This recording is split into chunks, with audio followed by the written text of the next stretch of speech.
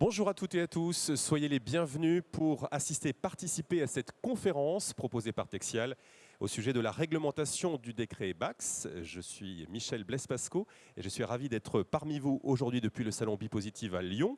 Quelques mots d'abord sur le contexte dans lequel s'inscrit cette réglementation. La crise énergétique que nous traversons aujourd'hui nous impose de transformer durablement nos habitudes, nos comportements.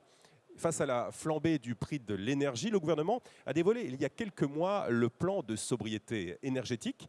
Industrie, tertiaire, résidentielle et collectivités, tous les secteurs sont concernés. Agir sur le long terme et prévoir des travaux d'efficacité énergétique apparaît donc comme la solution pérenne, efficace à la réduction de la consommation énergétique. Et pour y répondre, donc, le gouvernement a donc mis en place une réglementation définie par le décret BAX.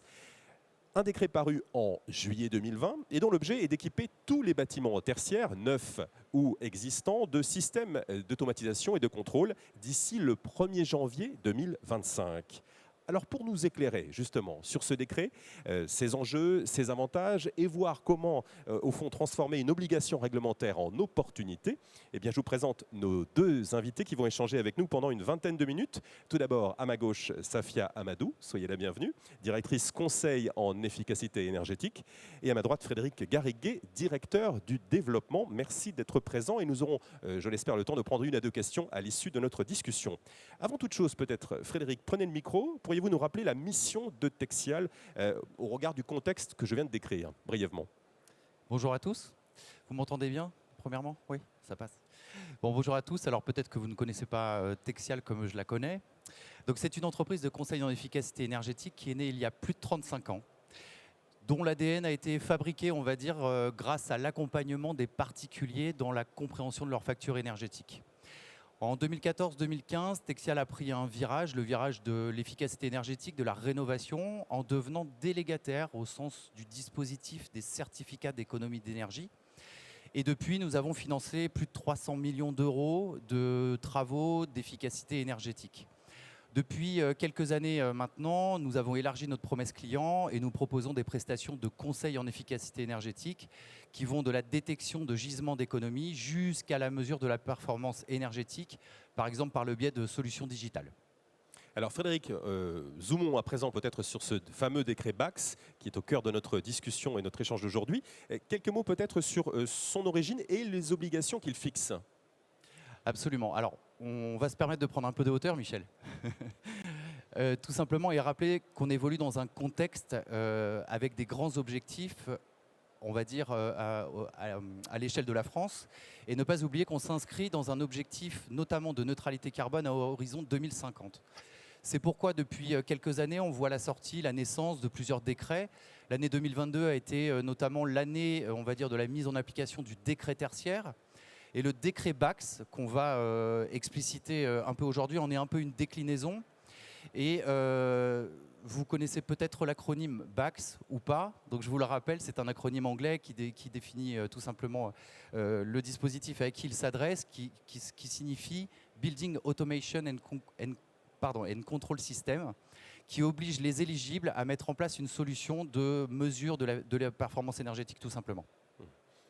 Alors, si je comprends bien, le décret BAX est lié au décret tertiaire que vous avez évoqué de 2022.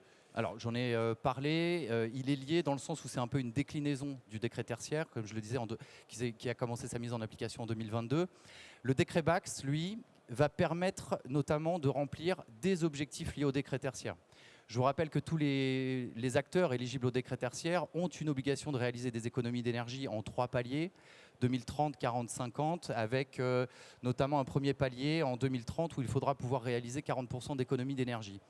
Donc je reviens quand même sur cet acronyme un petit peu obscur et qui oblige les éligibles au décret BAX à mettre en place un système donc, de GTB tout simplement, de gestion technique du bâtiment. La gestion technique du bâtiment, elle permet de réaliser des économies de 5 à 10% dès la première année. Donc effectivement, elle contribue aux objectifs d'économie d'énergie qui sont liés au décret tertiaire. Si on rentre, Frédéric, un peu plus dans le détail, quels sont les bâtiments qui sont concernés par ce dispositif? Alors, tous les bâtiments tertiaires non résidentiels sont a priori éligibles au décret BAX à partir du moment où la puissance nominale des équipements, alors on parle de CVC, d'accord, chauffage, ventilation, clim, donc ont une puissance de 290 kW.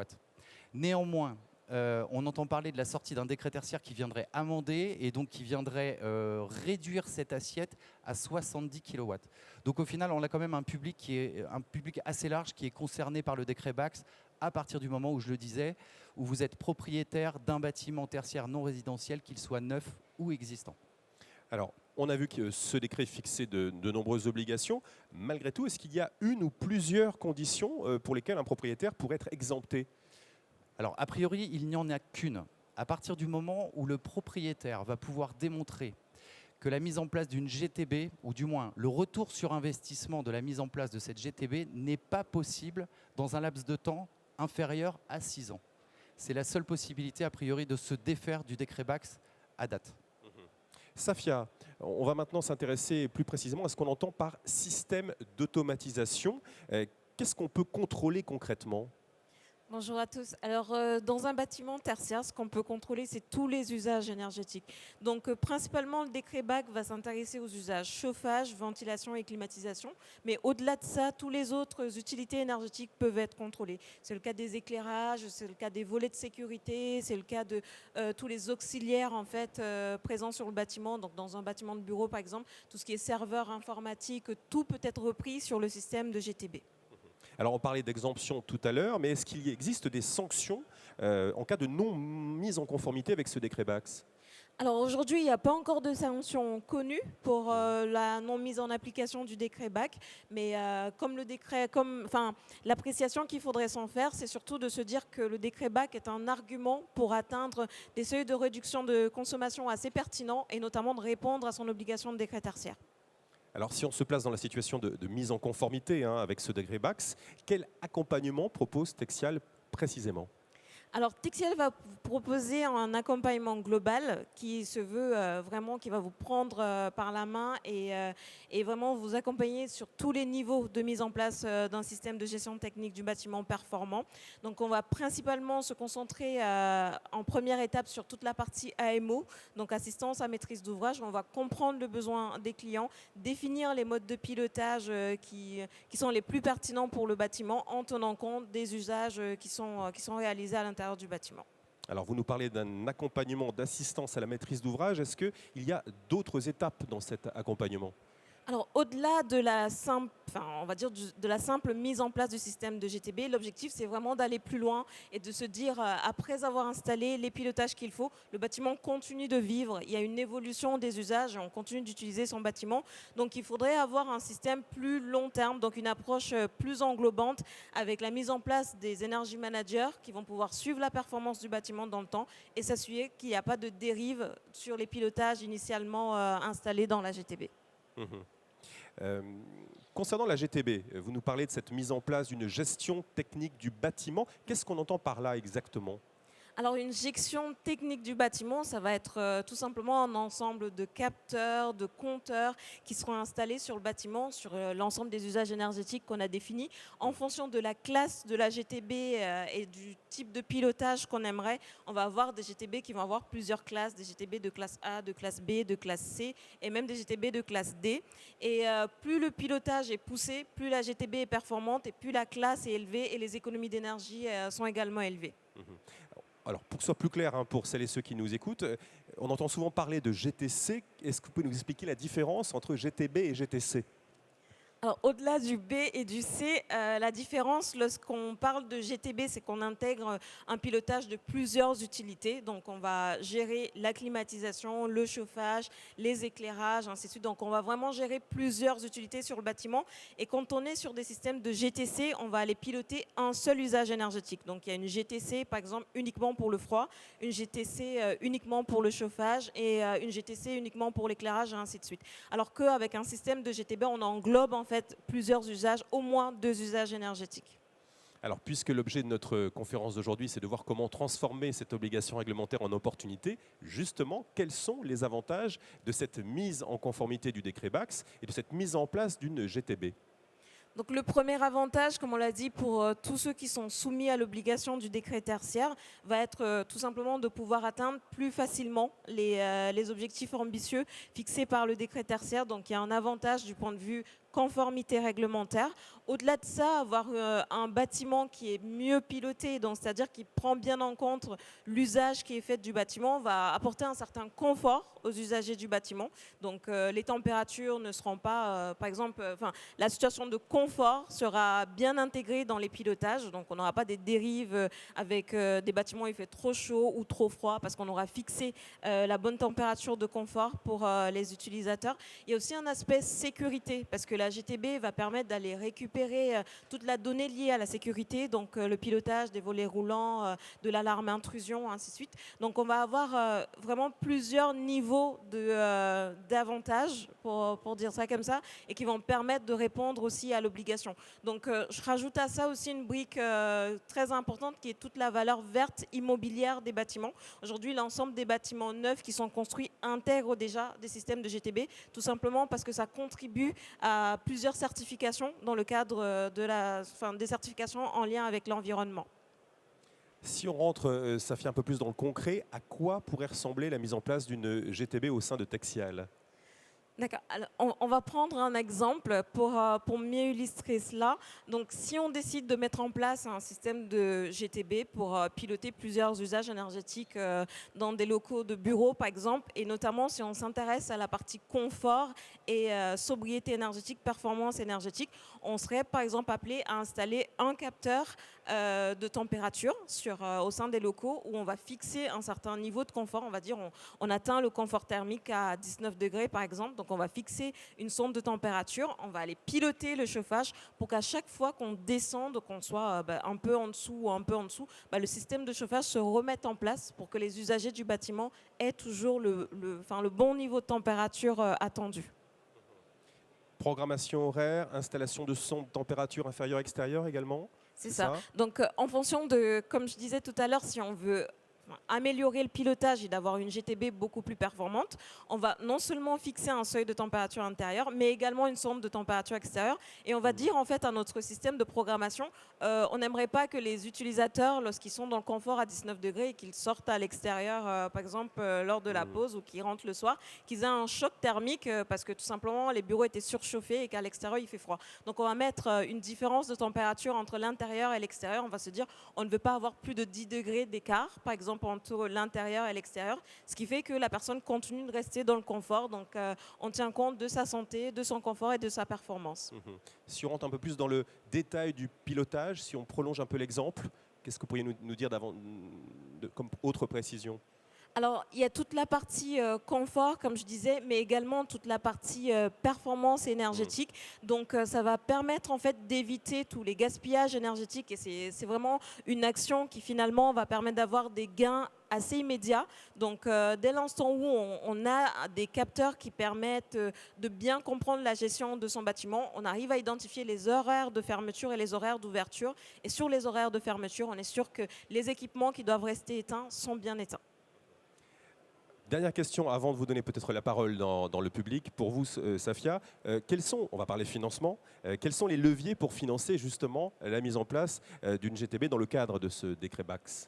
Alors, pour financer son système de gestion technique du bâtiment, il est possible de faire appel au dispositif des certificats d'économie d'énergie, notamment à travers une fiche d'opération standardisée, la BAT TH 116, qui va financer les travaux pour l'installation ou l'amélioration d'une classe de GTC. Donc, si vous avez par exemple une GTB ou une GTC qui serait de classe D ou de classe C, il est possible d'améliorer le pilotage, de passer à une classe B, une classe A. Et donc, cette action-là est financée et bonifiée dans le cadre du plan de sobriété énergétique avec une multiplication du financement par 1,5, mais également pour toute installation d'un système neuf de GTB qui soit de classe A ou de classe B. On a un financement bonifié, mais avec un délai de temps jusqu'au 31 décembre 2023. On a cette bonification x2 qui double le financement attendu et qui permet de couvrir entre 80 voire 100%, jusqu'à 100% du coût de l'installation de sa GTB.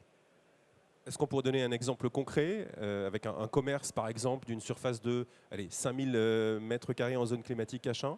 C'est ça, donc l'exemple que vous pouvez voir affiché, en fait, c'est un calcul pour ce financement-là, pour la mise en place d'un système de gestion technique du bâtiment sur 3 usages énergétiques. Donc en amélioration ou en installation, on a quand même des niveaux de financement qui sont assez intéressants et qui corroborent ce que je vous disais précédemment, qui permettent de couvrir entre 80 voire 100% en fonction de la surface des usages énergétiques qui sont pilotés. Très bien. Nous aurons maintenant le temps d'échange avec les questions du public à l'intention de nos invités. N'hésitez pas à vous manifester. Un micro circule. Séverine, tant le micro est à votre disposition, n'hésitez pas à témoigner, à réagir. Oui, on va vous tendre le micro. Merci de bien vouloir vous présenter. Bonjour. Bonjour, Mathilde Barbier, bureau d'études à Cajoul. Vous parlez de 70 kW tout à l'heure, vous avez parlé. C'est sûr ou c'est en prévision? Frédéric. Alors je vais répondre. Effectivement, c'est pratiquement certain. Le décret n'est pas encore sorti. D'accord. La chance qu'on a chez Texel, c'est d'avoir une équipe qui est spécialisée, on va dire, dans le lobbying et on va dire, dans la récupération d'informations aussi légales soient-elles. En tout cas, on pense qu'il va sortir d'ici la fin de l'année de manière certaine. Et effectivement, bon, ça va élargir le périmètre d'application du décret BACS. Donc, comme je le disais, en réduisant l'assiette à 70 kg. Néanmoins, l'obligation concernant la GTB sera reportée pour on va dire, ce panel-là à 70 kg à 2027 et non 2025. Merci pour cette question. Une autre question, réaction dans le public, demande de précision. Oui, monsieur, on vous tendre le micro. Merci de bien vouloir vous présenter. Bonjour. Merci. Bonjour, Frédéric Ferrand, groupe Casino. Est-ce que vous pouvez nous préciser un petit peu, en synthèse, les différences entre des GTB de classe A, B et C? Alors, je ne connais pas tous les pilotages par cœur, mais je vais essayer de vous les résumer. Donc, globalement, ça va être principalement, comme je vous disais, au niveau de la performance attendue. Sur de la classe, la différence entre les classes A, B et les classes C, D, c'est notamment sur tout ce qui est mise en place, installation de compteurs et suivi. Donc, c'est beaucoup plus précis. Donc, il faut installer un compteur, avoir l'enregistrement de l'usage énergétique dans le temps. Ça, c'est notamment pour les classes A et B. Alors que sur les classes C et D, quelquefois, c'est juste du reporting. On a la donnée, mais reportée à l'échelle globale. On n'a pas une séparation par usage. Mais ça ne se limite pas là, les différences. Il y en a une petite liste. Et si besoin, on pourra prendre vos coordonnées et vous les transmettre en suivant. Merci. Merci monsieur pour cette question. Nouvelle réaction dans la salle, nouvelle demande de précision, n'hésitez pas. Nos invités sont à votre disposition pour répondre à toutes vos questions dans le public. Pas d'autres réactions. Alors petit récap pour conclure. Je parle vraiment sous votre expertise qui nous a permis de prendre conscience de tout l'intérêt de se conformer à ce décret BACS. D'abord, une mise en conformité qui va faciliter l'atteinte des objectifs imposés par le décret tertiaire visant à réduire sa consommation d'énergie. 2, une GTB, une gestion technique du bâtiment qui va permettre d'optimiser les coûts de maintenance, de favoriser une meilleure maîtrise de la consommation et d'entraîner une baisse de sa facture énergétique. En clair, vous l'avez compris, on est gagnant sur tous les plans. Et côté financement, bien une bonification des volumes C2E est proposée pour toute opération engagée avant la fin 2023. J'ai bon? Autour de la table? C'est bon. Applaudissements pour nos 2 intervenants, s'il vous plaît. Merci à vous. Si vous êtes concerné par ce décret BACS ou si vous souhaitez tout simplement découvrir le panel d'offres proposé par Texel et en savoir plus sur son accompagnement personnalisé, je vous invite grandement à vous rendre sur le stand Texel Hall 2.1 M26. Merci de votre attention et à très bientôt.